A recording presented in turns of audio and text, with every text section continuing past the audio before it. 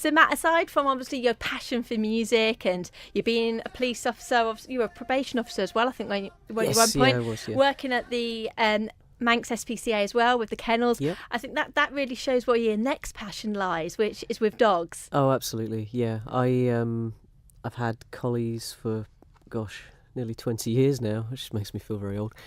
I worked a collie as a search and rescue mountain rescue search dog for nearly 10 years. So yes, I've had a lot of experience of working and training with dogs, and now working at the kennels at Ardjackal. It's a dream job, really. And we've chatted about this before. Obviously, with your passion being collies, there's a big misconception, really, in society that collies, and I'm a collie owner as well, I've got Jake, that collies are these crazy, out of control dogs. And I know we've chatted before that you kind of, you want to raise awareness on that, to say to people, actually, they're not like that. No, I mean, by far and away the most intelligent of any dog breed.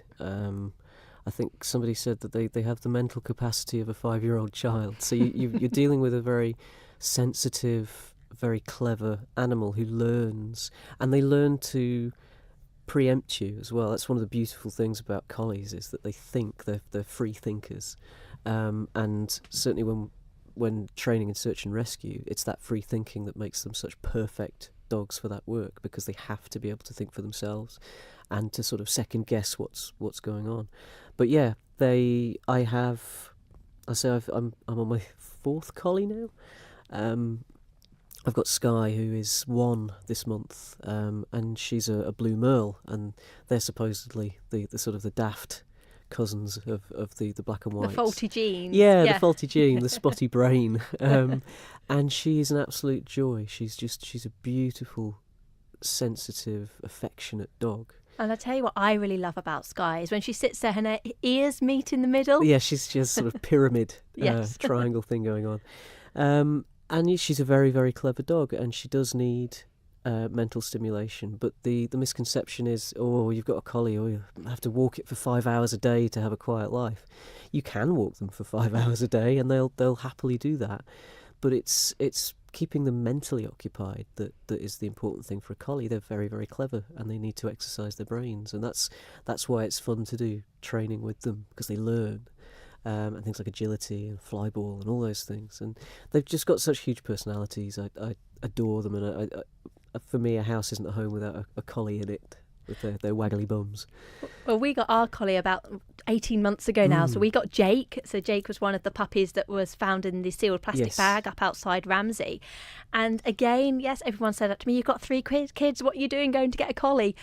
But I have not experienced this mad craziness, a dog. And one of the things I think is because I have got 3 small children, that Jake is constantly stimulated by what's going on in the house. That's it. And he can actually play games with them as well, things like hide and seek and tag and fetch and all those things. He actually joins in with the children, which is quite strange. It's the same with Sky and my kids, and they love to watch whatever you're doing. You'll have a shadow following you around the house. If you're making a cup of tea, they'll be watching you doing it and taking it all in. They watch and they think, and I love it. I think they're brilliant dogs. So if you had a second favourite dog breed, because it's not fair here to say, what's your favourite dog breed, because we all know what that's going to be. Yeah. If you had to pick a second favourite, what would that be? I don't know. Well, I've got Sylvie as well, who is a street dog. She's got some German Shepherd in her, and Lord knows what else. Is that a fancy name for a crossbreed? She's very much a mongrel. Personally, I really like Springer Spaniels as well. I think they're similar to Collies. They've got a similar energy to them. But anything that I can take walking in the hills, really, that's for me. I had the joy of having a dog is being able to get out and walk and walk and walk. So how do you go to work every day and not end up with an extra dog every day when you go home? Small house. There've been a few that have really pulled at my heartstrings. We have one in at the moment that I'm working very closely with. But you just have to be a little bit sensible. 3 children and 3 dogs, I think would just be a little bit too much. 2 dogs and 3 kids is plenty. And both my dogs are young, so it's the first time I've had 2 young dogs. I've always had an older one and a younger one. And having 2 young ones together, you do less time to spare, because they require the same sort of needs. They need more exercise and stimulation. So as much as I want to take some of the dogs at work home, I just can't at the moment. Maybe in the future. And with the search and rescue dogs, you're not doing that at the moment, are you? No.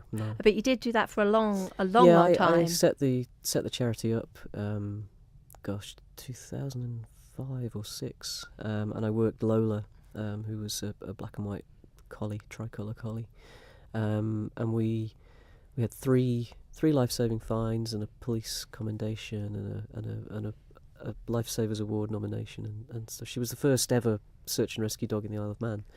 I used to go away every month and train in North Wales and the Lake District with the established teams over there to get their experience, and most of them use collies as well.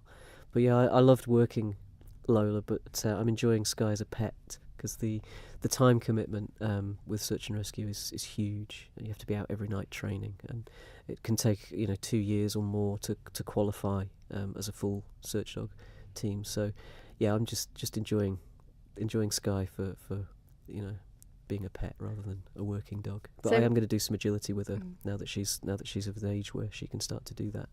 So search and rescue side of things, then, is that something that's maybe put to one side until retirement, if that time ever comes? Yeah, I can't see myself retiring for a long time. No. Yeah, I think when you've got young kids, it's very difficult to be on call. You can't just drop everything and run.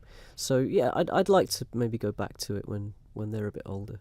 But for now, I've got some great memories of those times, and I've taken away a lot of good experience, both in the searching aspect, but the dog training too, which is proving very useful in my current role.